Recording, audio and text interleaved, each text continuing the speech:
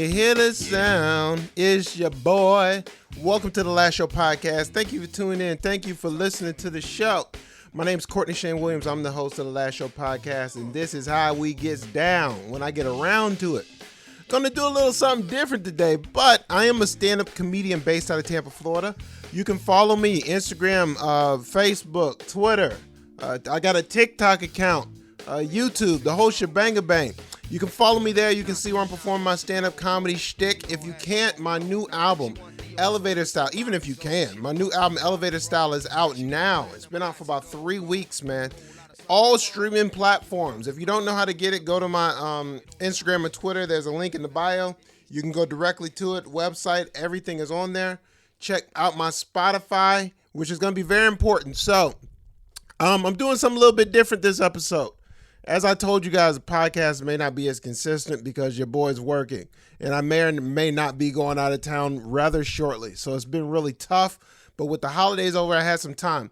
So I had this concept that I was thinking of doing like some kind of supplemental album director's cut sort of thing. So right now, what you're hearing is basically going to be a combination of me working on the what you call it? Me working on the podcast at the same time doing a video. All right. So there's a slight pause, and then we're gonna get the show started. Hello, what's going on?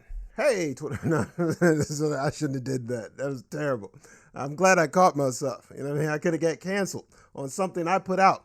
So my name is Kortney Shane Williams. I'm a stand-up comic. And if you guys don't know, I just had an album come out with 800 Pound Gorilla Records about a few weeks ago called Elevator Style.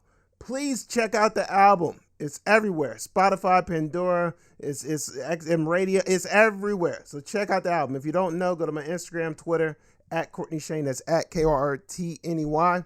Shane, I almost misspelled my name. And you can check it out there. Go to my website, whatever. So I had this idea, like, what can I do to, like, promote the album? And I was on an airplane. I'm doing a gig. And I'm sitting there, and I'm thinking, what can I do? And I was like, well, what if I did, like, a director's cut? Like a behind the scenes. You know what I mean? Like what's that called when people, not driven? What's the other one called? When the artist goes off the rails? You know, you figure the untold stories. You know what I mean? When you figure out TLC sounded terrible contract. So I was like, what if I could do something like that? Or like a director's cut, you know what I mean? For an album. It's like no one's thought of this, so it's like great. So I sat down, I jotted out some notes about the album. And so here's my attempt at a director's cut. This is for Elevator Style, my latest album. If you haven't already, go check it out. I think some of the stuff is pretty interesting. You know, behind the scenes stuff, some of the things that I was thinking when I put it together, and things of that nature. So I hope you enjoy. All right, let's get right up into the album.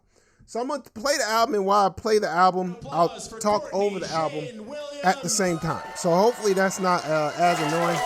Hope I can stay on topic. So this right here is intro. Back it down a little bit. Relax.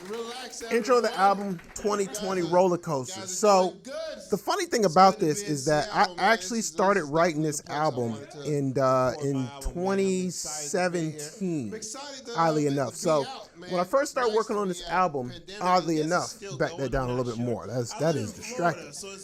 I first started working on this album like 2016. 2017.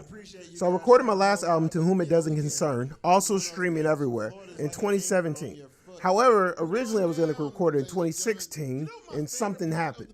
So for the next year, I was coming up with more material, so it ended up being some of the stuff on this album. The funny part about it is I learned some things. Number one, never work for a year on an album. Terrible idea. And number two,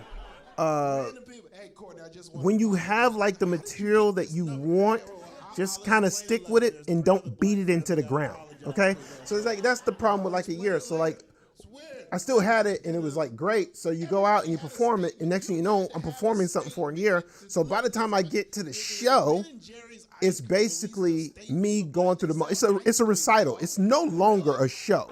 It's no longer organic.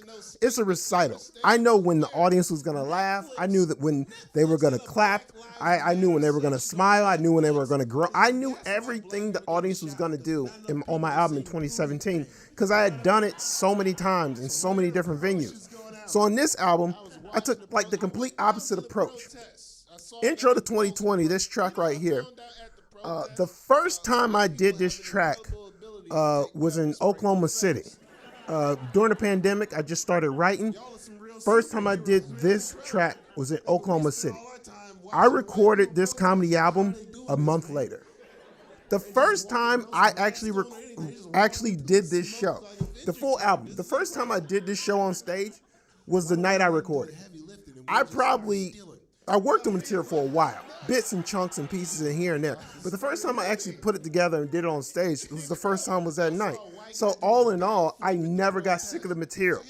I still do the material now, and it's even stronger than it was when I recorded the album, which is probably not something people want to hear, but that's what it is. So I came up with this during the pandemic. I started writing, jotting some thoughts. Originally, this wasn't actually going to be on the album because I didn't know there was going to be a pandemic. You know, little did I know, Bill Gates, you know what I mean? He was holding the puppet strings. So you'll come up later in the album. What I was going to intro the album with ended up becoming at the back of the album. And it just weird flipped the order. But because I had this, the only way to get this on the album was to intro with this album. So that's how Intro to 2020 became the intro. And go to this bit right here. CrossFit, gluten, all these joints. This is one of those that like almost didn't make it. This was one of the tracks that I actually wrote in 2017. Or maybe 2016 I was playing with it. 2017 I wrote it and it was done. It was done. But I knew if I didn't record it and get it on the album, it was never going to get on the album. That was it. So this actually got on the album just because I wanted it recorded on the album. You know what I mean? I wanted somebody to be able to search this track and go, rather than it just be something that was there. Same thing, oddly enough. Am I speeding through too fast? So I'm trying to get to the parts I like. That's the weird thing about doing a project, you know? It's like, hey, man, this is about me. You know? So this Morgan Freeman track, I'm going to let it play through a little bit. It's hard to talk and let it play at the same time.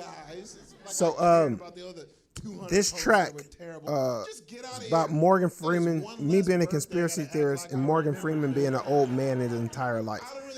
I wrote this in about 2015-ish, and it had like one line. I had the Morgan Freeman line, and I had the Morgan Freeman line being an old man in his entire life, and that was basically it. That's all I had nothing else. And then as I started doing more shows, I just started putting other stuff into this track that actually had nothing to do with this track. I just needed more heft. And as I started putting more stuff into it, the meat of the track just got better. And this is another one that was something that I wanted to get on. This is and you know the funny thing in this track, I actually had a Terry Perry line that I took out of it. There's another line. There's a bunch of little lines in this album that I ended up taking out for a lot of different reasons. One of the reasons, though, however, is that especially the first half of this album, you'll notice when you listen, the first half of this album has more of a family vibe than the second half of the album. Because I wanted the album, especially the first half, to be able to be played on, all ages radio stations on XM. I wanted it to be played, whatever, YouTube, whatever. There's no cursing on the album, but there's definitely more adult material in the second half. So this is one of those things that I'm like, if I take out a couple of these lines, I can put it in the first half of the album, and it's somewhere in the album where it'll get to more venues, rather than having it in the second half because, I want to take a jab at Tyler Perry. Not because I know Tyler Perry, but because it's funny. So I took out one of those lines, and then there's there's another line in this track. I think I say something about old people. Oh, yeah, I say this line about old people. I said, anybody that owns a flip phone basically is a criminal. Anybody with a burner. I was like, and then people will say, well, we bought my grandmother a jitterbug, and I just said, hey, well, congratulations. She's taking Snapchat pictures of her crotch. You can't say that on all ages. So I just took out that Snapchat joke. Ended up doing the Morgan Freeman joke, man. So this is kind of how it went, man. Morgan, I got a question for you. Where do you get the cream for your face, man? You have the smoothest old black man skin I've ever seen in my life, dog. The freckles kind of throw me off. I don't know why they put those on the costumes. This nigga move. And then he's going to do it. Morgan Freeman's going to do it. He's going to pull me to the back. He said, hey, Kortney, watch this. He's going to unzip his face to reveal Benjamin Button. I'm going to catch him. Brad Pitt is behind that mask, dude. I'm convinced. So that's that track. Now, this is the turning part of the album for me. Becoming a father for me during the pandemic because my daughter. This is when I start talking about. So like this part of the album, I think this is track 4, something like that. Yeah, track 4. So track 4 through basically 7 kind of was one big joke, but I had to break it up. So you'll notice these tracks have much more heft and they're much thicker. So this Kids Ahead Drive Slow track is something I thought of a long time ago, and I used to do once again bits and pieces. As the pandemic started, I started rolling it in. I started doing these weird web shows, like these Zoom comedy shows. So you needed stuff. So I was like, I got this kids bit, so I would do these kids bits and throw some stuff in there and whatever. What happened though, oddly enough, is that this chunk like kind of started growing. And once I kind of started performing, because I live in Florida, so it never shut down. You know, I used to perform in a hazmat suit. So once I started performing, like it had more heft, and next thing you know, this kids chunk became tremendously long, 20 minutes. So, man, I'm sweating. This was the backbone of my show. Was this bit right here? The whole kids chunk became the backbone of like the show. So I'm like, I got this. So when I decided to break it up into the first half, second half of the album, I knew I wanted all the kids stuff to be up in the first half of the album.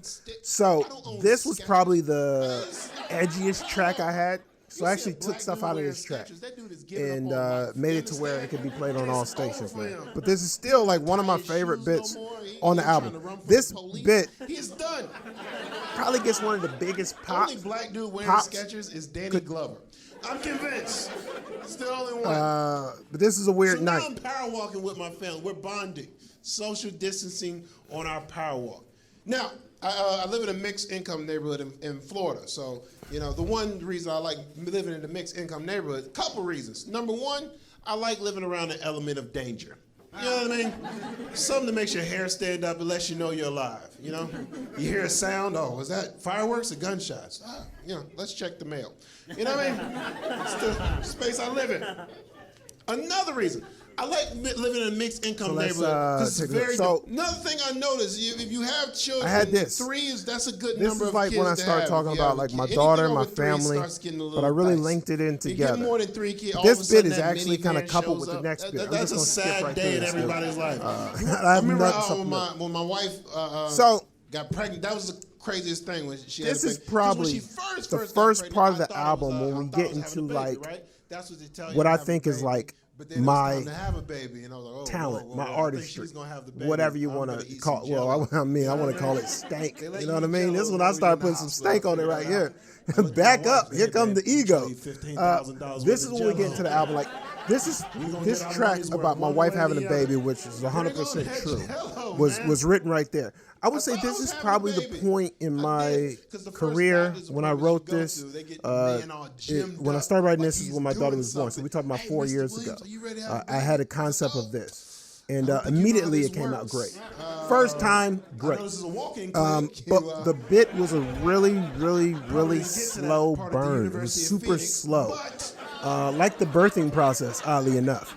So as I did it and as I started working, and one thing that's going to become the backbone of a lot of me going through this album is going to be me just basically performing and working the bit. Like when I have a joke or a bit, it doesn't come out usually as finished. I kind of start from a concept. And once I get the concept, then I start weaving around the concept. But the concept is still the most important thing. So that's it. I mean, I do some observational stuff, But the concept is it. This was the first time I went into actually creating something that was a story. This was the first bit I wrote that was a story from the very beginning. There was no concept. It was this thing happened. Let me explain this thing. And this chunk is probably, it's probably like 7-8 minutes when I first wrote it.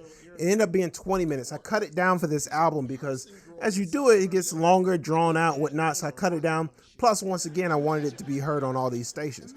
It's weird to like compromise because I wanted to be on these all ages stations or be played in all these venues when I know it's much funnier when I put all this other stuff in. So there is a compromise there, but guess what? It doesn't bother me. It is what it is. I got no problem with, business. Plus, I also think it's cool. Like I would have comedians, artists, musicians, whoever, you would go to the show and it would sound different from the album. I always thought that was so cool. Even like one of the comes to mind is Wanted Richard Pryor, like live. It doesn't sound like, the special. You hear stuff on there, it's like, whoa, that's not on there. I always thought that was cool. So, at one point in time, that might have affected me. Like, I need to do it the way it's supposed to be done. Now I don't really care. You know what I mean? I'm here for the money. Let's be honest, man. Shout out to 800-Pound Gorilla. When we had a conversation, they're like, yo, dude, as much stuff as you can get on all ages, man, the better for you. It's like, hey, no problem. Back up and watch me work. So this is the one. You got to have a wristband. If you want to have a baby, just FYI. The wristband is what identifies you to the baby. Okay? If you don't have a wristband, you don't get to take the baby home, which is convenient if you don't want the baby. But I had to work for 9 months. I wasn't about to walk away from this baby, right?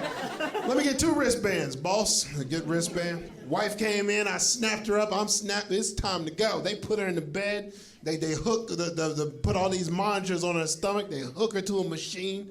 This is a pain machine. This machine lets me know how much pain she's in. The machine is so good, I know when pain's coming before she knows pain's coming. That's how great the machine is. Whoa, there's a lot of pain coming. What, huh? Wow, that's right, stay woke. I'm running this pain machine. Locked in.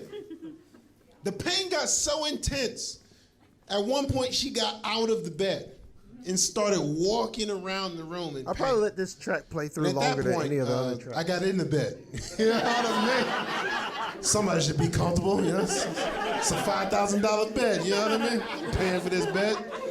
I knew what to do. I've been to all the classes. I was like, hey, relax. I know what to do. I was chanting out commands. Hey, baby, you're strong. Yeah, you're the strongest. You're the strongest woman. You are the Black Panther. That's right. You can do it. I yelled that in the hospital room, which is awkward because she's white. But every time. A script is a script. So funny enough, I'm gonna back this down a little bit while I play. So all that happened. Not exactly like that, but all that happened. It was a crazy experience, watching my wife have a child.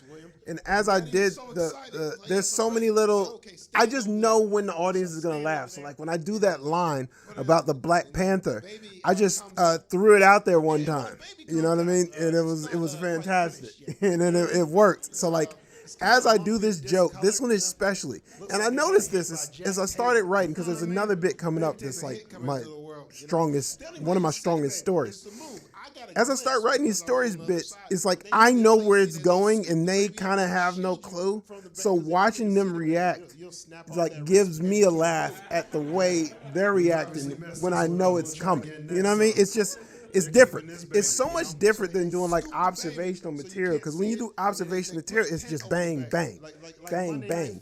Even if you do like what's the deal with you're kind of doing it together. You know what I mean?